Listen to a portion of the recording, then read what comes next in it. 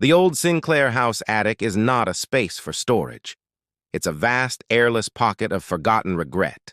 The air is thick with the scent of dried cedar and an intense localized cold that defies the summer heat. Alex, a collector of macabre antiquities, had bought the house precisely for its legends, one of which spoke of a hidden cedar-lined cavity containing the secrets of the last Sinclair child, a girl named Evelyn who vanished without a trace in 1937.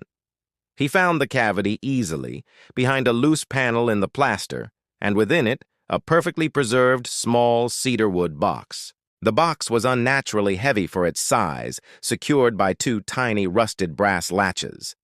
As he pried the latches open, the thick, musty silence of the attic was broken by a high-pitched, fragile sound, like a broken glass ornament being slowly, agonizingly turned. The sound of an antique music box winding down. The sound came not from the box, but from the empty air in the room. Alex ignored the music and lifted the lid of the cedar box. Inside, resting on a bed of yellowed silk, was a single, small porcelain doll. The doll was exquisitely crafted, dressed in a faded 1930s-style blue frock, its porcelain face smooth and unnervingly perfect. But the doll's eyes, two large hand-painted blue circles, were not aligned. One stared fixedly at the ceiling, the other stared directly at Alex's face.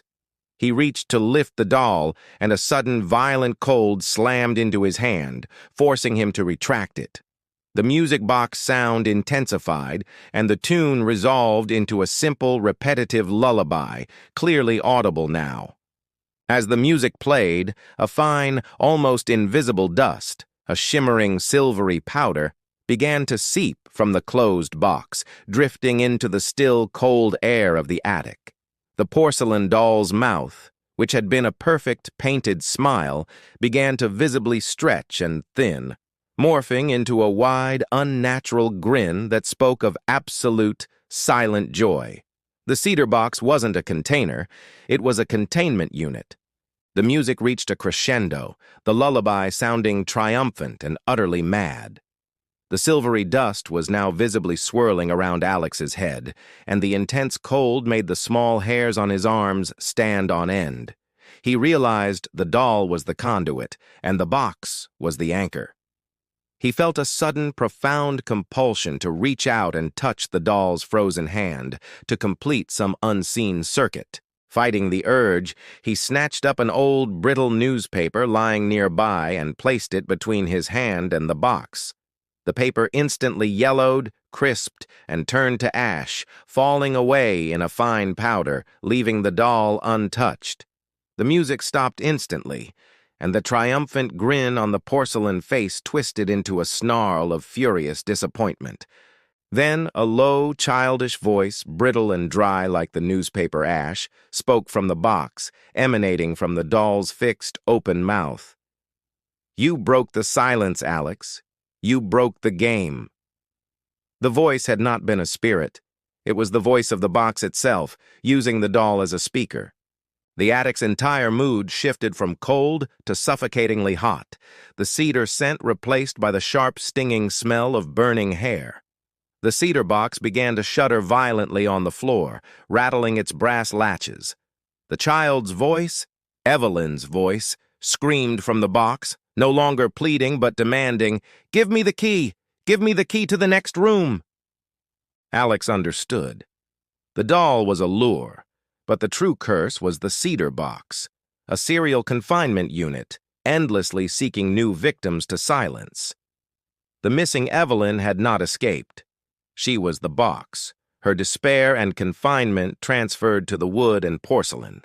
He scrambled to his feet, grabbing a heavy, rusted garden shears he had brought up with him. He had to destroy the vessel. As he raised the shears, the porcelain doll began to vibrate, its perfect blue eyes rolling back until only the whites showed, and a thin, dark fluid, smelling faintly of cinnamon, began to weep from the doll's eyes, dripping onto the cedar wood. The weeping, unnatural fluid was the only thing capable of binding the victim. Alex brought the shears down with a deafening crunch, striking the side of the cedar box. The box cracked, but did not shatter. The music box sound erupted again, but played backward now, a horrifying, reversed lullaby. The porcelain doll, its perfect face cracked across the forehead, suddenly tilted its head, and the weeping fluid stopped.